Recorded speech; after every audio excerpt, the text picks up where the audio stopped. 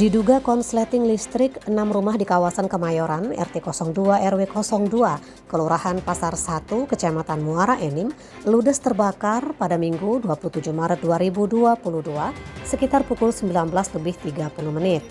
Beruntung tidak ada korban jiwa dalam peristiwa ini dan api berhasil dipadamkan 1 jam setelahnya.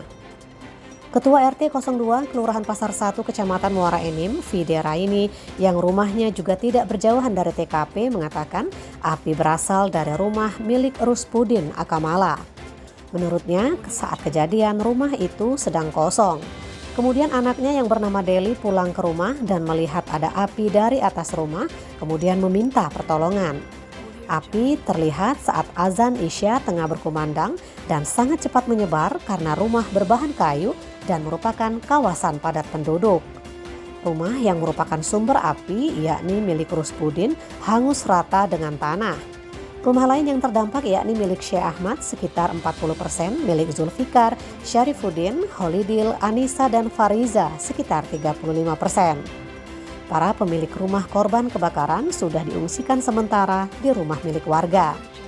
Sementara itu, Kabid Pemadam Kebakaran Dinas Pemadam Kebakaran dan Penyelamatan Adi Sutrisno didampingi Koordinator Rescue Edi Ramlan mengatakan pemadaman menggunakan 4 unit damkar dan 2 unit water supply dibantu dengan perusahaan setempat.